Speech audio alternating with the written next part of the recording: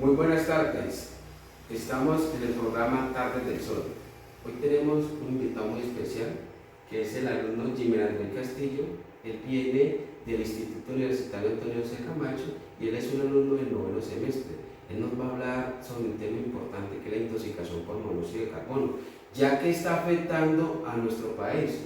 Alumno, me preocupa esto porque hay 8.000 personas mueren anual en nuestro país por intoxicación. Entonces, ¿qué es lo que está pasando? ¿Por qué se produce eso?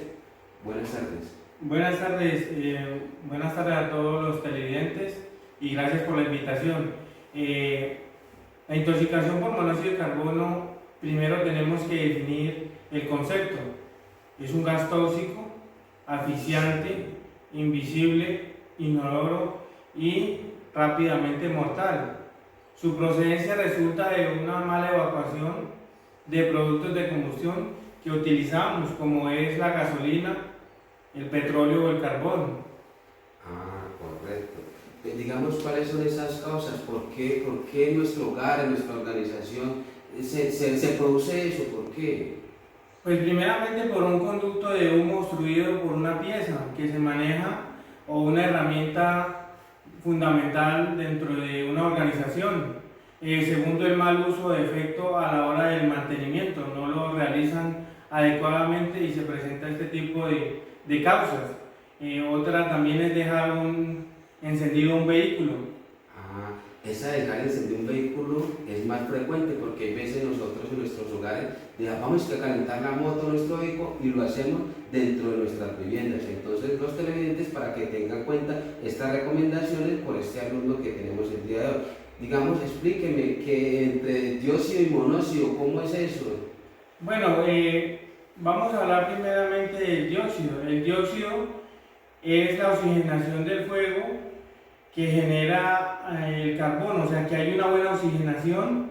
Si vamos a un ejemplo textual, es cuando tenemos una estufa de gas y la llama es azul, o sea que hay oxigenación, por ende se produce el dióxido de carbono. Si vamos al otro aspecto que me habla usted, que es el monóxido, nos damos de cuenta de que no hay oxigenación en la llama o lo que se esté realizando en la empresa, lo que hace aparecer el monóxido de carbono, que es tóxico y afecta a todos los trabajadores o en el hogar o en la casa, los que vivan allí o a toda la organización. Básicamente es eso. Bueno, entonces digamos así que el dióxido de carbono no es intoxicable, ese sí no es intoxicable, y el monóxido sí es intoxicable. Sí, señor. Vean, bueno, eso nos queda muy claro. Digamos, yo cómo me doy cuenta que hay monóxido de carbono en mi organización o en mi vivienda. Yo cómo sé, digamos, cuáles son esas características, cómo hago yo para saber esto. Pues hay dos características fundamentales que se reflejan de inmediato, que es la llama amarilla o naranja, y la otra son manchas o tiznados. La primera hace referencia, bien sea en la organización o en la empresa, cuando se trabaja con derivados de la gasolina, el petróleo o el carbón, que la llama es amarilla o en color naranja. Lo que pasa, ahí está afectando todo lo que es el monóxido de carbono. Ahí hay señal de que hay un monóxido de carbono generando un tóxico, y sus secuelas deja manchas o tiznado al momento de hacer uso de estas máquinas. Por lo tal, nos damos de cuenta y ahí genera afectaciones a la salud de los trabajadores. Bueno, otra cosa que me escriben los televidentes, ¿cómo ingresa esta sustancia a nuestro organismo? ¿Cómo es el recorrido, digamos, de esta sustancia en nuestro organismo?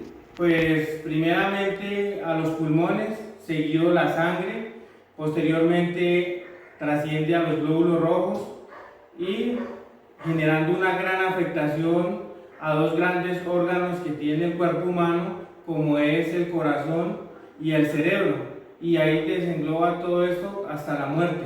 Bueno, dígame, ¿cuáles son esos síntomas? Yo cómo sé que una persona en mi empresa se está intoxicando por monóxido de carbono. ¿Yo cómo hago? ¿Cuáles son esos síntomas que esas personas presentan? Claro, es muy importante tener en cuenta los síntomas.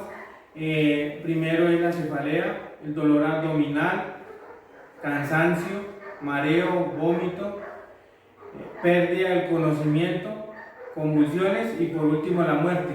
Ah, bueno, y entonces digamos, ¿qué medidas de preventivas usted le da a estos televidentes que se debe tomar en caso de yo encontrar una persona en ese estado? Bueno, primeramente abrir las ventanas o la puerta de donde nos encontremos, es un recinto cerrado. Segundo, cortar la fuente principal. Tercero, extraer la persona.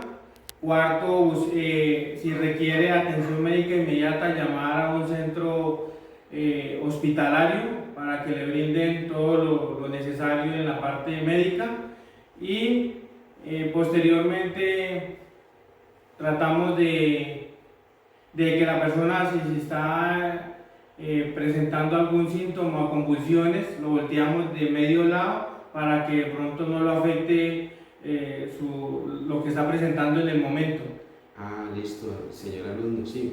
Claro, es muy importante tener en cuenta todo este concepto y todo este paso a paso que nos está dando aquí el alumno para nuestros hogares y nuestras organizaciones. Muchísimas gracias. Muchas gracias a usted por la invitación. Bueno, que esté muy bien.